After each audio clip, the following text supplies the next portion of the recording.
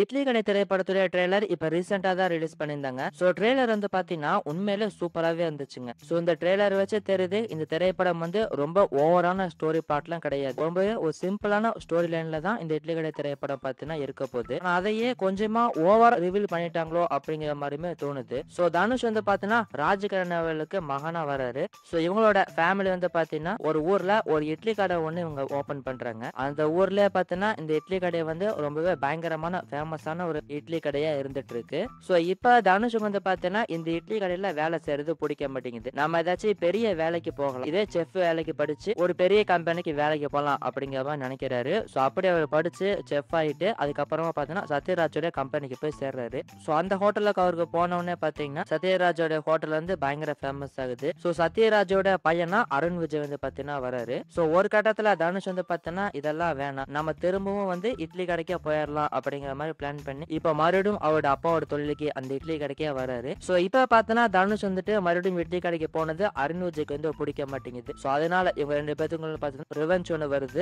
இவங்க ரெண்டு பேருக்குள்ள நிறைய ஃபேஸ் ஆஃப் அப்படிங்கிறது வருது. சோ இதுக்கப்புறம் என்னென்ன சம்பவங்களும் நடந்துச்சு அப்படிங்கறதான் இந்த இட்லி கடை திரைப்படத்துடைய கதையாக இருக்க போகுது. சோ இந்த படத்துல பாத்தீங்கன்னா தனுஷ் vs அருண் விஜய் இந்த ஃபேஸ் ஆஃப் வந்து பாத்தீங்கன்னா பயங்கரமா இருக்கும்னு நினைக்கிறேன். அண்ட் அதே மாதிரி இதுலயுமே பாத்தீங்கன்னா ஒரு சில கேள்விகள்லாம் இருக்கு. இப்ப ஷாலினி பாண்டியோட கேரக்டர் எந்த மாதிரி இருக்க போகுது அப்படிங்கிறது தெரியல. அண்ட் அதே மாதிரி நித்யா மேனோட கேரக்டர் அவங்களோட கேரக்டருமே எப்படி இருக்க போகுது அப்படிங்கிறது தெரியல. அண்ட் அதே மாதிரி ராஜ்கிரண் அவர்களுக்கு பாத்தீங்கன்னா படத்துல ஒரு பிளாஷ்பேக் போர்ஷன் இருக்கு. சோ அதுல யார் நடிச்சிருக்கா அப்படிங்கிற ஒரு கியூரியாசிட்டியுமே பாத்தீங்கன்னா இப்ப சோசியல் மீடியால போயிட்டு இருந்தது. ஆனா அதுக்கான பதில் வந்து பாத்தீங்கன்னா கிடைச்சிருச்சு. அந்த ஆக்டர் வேற யாரும் கிடையாது, நம்ம கென் கருணாஸ் தான். அண்ட் அதே மாதிரி இந்த படத்துல பாத்தீங்கன்னா தனுஷ்க்குமே பிளாஷ்பேக் போர்ஷன்ஸ் எல்லாம் இருக்கு. அண்ட் அதுல அவரோட லுக்கை பார்த்துட்டு பாத்தீங்கன்னா இதுல அவருக்கு டிஏஜிங் பண்ணிருக்காங்க அப்படிங்கிற மாதிரி சொல்லிட்டு இருக்காங்க. ஆனா அது வந்து பாத்தீங்கன்னா அவருக்கு டிஏஜிங்லாம் பண்ணது கிடையாது, அவரோட ஒரிஜினல் லுக் தான் இது. சோ ஓவரால் இந்த இட்லி கடை திரைப்படத்துடைய ட்ரெய்லர் வந்து பாத்தீங்கன்னா உண்மையிலே சூப்பராவே இருந்துச்சு. ஒரு சிம்பிளான ஸ்டோரி பிளாட்டோட இந்த முறை தனுஷ் வந்து பாத்தீங்கன்னா டைரக்ஷன் பண்ணிருக்காரு. சோ இந்த முறை நம்ம டியோட டைரக்ஷன்ல இந்த இட்லி கடை திரைப்படம் எப்படி வந்திருக்கு அப்படிங்கறத வெயிட் பண்ணி பார்க்கலாம். சோ இந்த ட்ரெய்லர் பத்தி உங்களோட ஒப்பீனியன் என்ன அப்படிங்கறத மறக்காம இந்த வீடியோடைய கமெண்ட் செக்ஷன்ல சொல்லுங்க.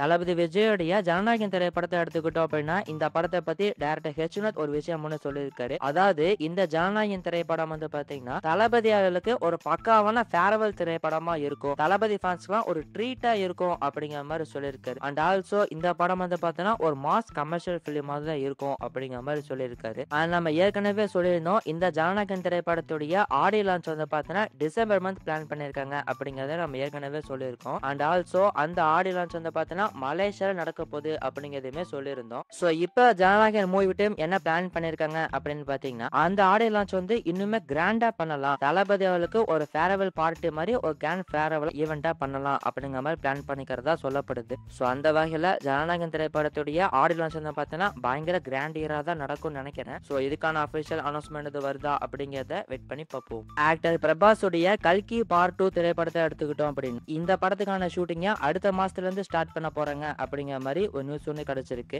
அக்டோபர் ஆர் நவம்பருக்குள்ள அந்த படத்துக்கான ஷூட்டிங்க ஸ்டார்ட் பண்ண போறாங்க அப்படிங்கிற மாதிரி சொல்லப்படுது. சோ ஃபர்ஸ்ட் வந்து பாத்தீங்கன்னா ஆக்டர் கமல்ஹாசன் அவர்கள் அவர் சம்பந்தப்பட்ட சீன்ஸ் எல்லாம் எடுத்து முடிச்சிடலாம் அப்படிங்கிற மாதிரி பிளான் பண்ணிக்கிறதா சொல்லப்படுது. அண்ட் ஆல்சோ இந்த கல்கி பார்ட் 2 திரைப்படத்துல பாத்தீங்கன்னா கமல்ஹாசன் அவர்கள் வந்து 85ல இருந்து 90 நிமிஷம் பக்கம் வர போறாரு அப்படிங்கிற மாதிரி ஒரு நியூஸ் ஒன்று கிடைச்சிருக்கு. பார்ட் 1ல பாத்தீங்கன்னா கமல்ஹாசன் அவர்கள் தான் நடிச்சிருக்காரா அப்படிங்கிற கேள்வி நிறைய பேருக்கு வந்துருச்சு. அண்ட் அவரோட ஸ்கிரீன் பிரசன்ஸ்மே பாத்தீங்கன்னா அந்த படத்துல வந்து 10ல இருந்து 15 நிமிஷத்துக்குள்ளதான் இருக்கும். சோ பார்ட் 2ல பாத்தீங்கன்னா அதுக்கு மாறா 90 நிமிஷத்துக்கு பக்கம் படத்துல வர போறாரு அப்படிங்கிற மாதிரி சொல்லப்படுது. சோ அப்ப பார்ட் 2ல பாத்தீங்கன்னா வில்லன் கேரக்டர் வந்து பயங்கர ஸ்ட்ராங்கா இருக்கும்னு நினைக்கிறேன். ஏன்னா கல்கி பார்ட் 2ல பாத்தீங்கன்னா கமல்ஹாசன் அவர்கள் தான் வில்லனா நடிக்க போறாரு. அண்ட் ஆல்சோ இப்போதைக்கு வந்து பாத்தீங்கன்னா கமல்ஹாசன் அவரோட போர்ஷன்ஸ் மட்டும் தான் எடுக்க போறாங்க. அண்ட் பிரபாஸ் வந்து பாத்தீங்கன்னா அடுத்த வருஷம் ஜனவரி ஆர் பிப்ரவரிக்குள்ள இந்த படத்துக்கான ஷூட்டிங்ல ஜாயின் பண்ணுவாரு அப்படிங்கிற மாதிரி சொல்லப்படுது. அண்ட் ஆல்சோ இந்த திரைப்படத்துல ஆக்ட்ரஸ் தீபிகா படுகோன் நடிக்க போறது கிடையாது அப்படிங்கறத அபிஷியலாவே கன்ஃபார்ம் பண்ணிட்டாங்க. சோ இப்ப பாத்தீங்கன்னா தீபிகா படுகோனுக்கு பதிலா ஆக்ட்ரஸ் ஐஸ்வர்யா ராய் அவங்கள நடிக்க வைக்கலாமா அப்படிங்கிற மாதிரி டாக்ஸ் போயிட்டு இருக்கிறதா சொல்லப்படுது. இன்னும் பாத்தீங்கன்னா அவங்க வந்து ஃபைனலைஸ் ஆகல, அவங்க கிட்டயும் டாக்ஸ் போயிட்டு இருக்கு அப்படிங்கிற மாதிரி சொல்லப்படுது. சோ என்ன பண்ண போறாங்க அப்படிங்கறத வெயிட் பண்ணி பார்ப்போம்.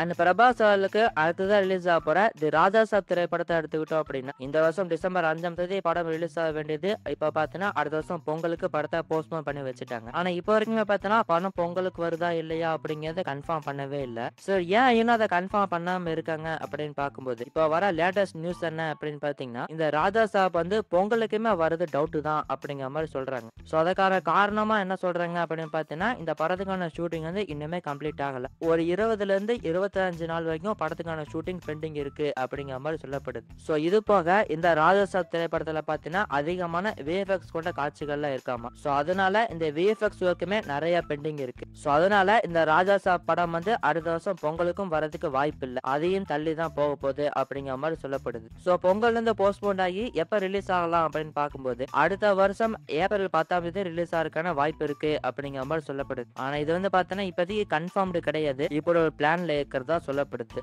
ஸோ ஏற்கனவே பார்த்தீங்கன்னா ஆக்டர் சூர்யாவுடைய கருப்பு திரைப்படமே ஏப்ரல் 10ஆம் தேதி வரதுக்கு தான் பிளான் பண்ணிருக்காங்க. ஸோ இப்போ இந்த ராஜாசாப் திரைப்படமும் வந்துச்சு அப்படின்னா கருப்பு வெர்சஸ் ராஜாசாப் திரைப்படமா ஏப்ரல் 10ஆம் தேதி இருக்கிறதுக்கான வாய்ப்புகள் இருக்கு. ஆனா இப்போதைக்கு வந்து கன்ஃபார்ம்டு கிடையாது. ஸோ என்ன பண்ண போறாங்க அப்படிங்கிறத வெயிட் பண்ணி பார்ப்போம்.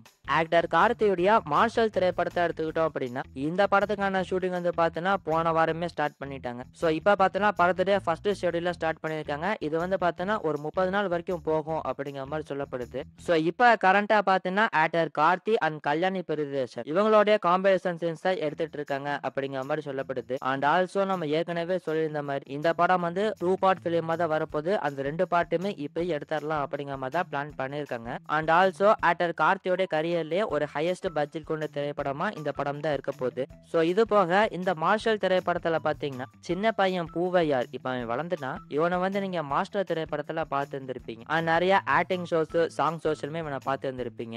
ஸோ இந்த பூவையார் பையன் வந்து பாத்தீங்க இந்த மார்ஷல் திரைப்படத்துல ஒரு இம்பார்ட்டன்ட் ரோல் பிளே பண்ண போறான் அப்படிங்கிற மாதிரி ஒரு நியூஸ் ஒன்று கிடைச்சிருக்கு. ஸோ இவனுடைய கேரக்டர் வந்து படத்துல ஒரு இம்பார்ட்டன்ட் கேரக்டரா இருக்க போகுது அப்படிங்கிற மாதிரி சொல்லப்படுது. ஸோ இது போக இன்னுமே பார்த்தீங்கன்னா இந்த திரைப்படத்துல யாரு வில்லன் ரோல் பண்ண போறதா அப்படிங்கிறது கன்ஃபார்ம் ஆகல. ஆரம்பத்துல பார்த்தீங்கன்னா நிவின் பாலி நடிக்கிற மாதிரி இருந்துச்சு. இப்போ அவர் அந்த ப்ராஜெக்ட்ல இருந்து விலகிட்டாரு. ஸோ இப்போ யாரு அந்த படத்துல வில்லன் ரோல் பண்ண போறா அப்படிங்கிறது தெரியல. இப்போதைக்கு நிறைய பேர்கிட்ட டாக்ஸ் போயிட்டு இருக்கு அப்படிங்கிற மாதிரி சொல்லப்படுது. ஸோ என்ன பண்ண போறாங்க அப்படிங்கிறத வெயிட் பண்ணி பார்ப்போம்.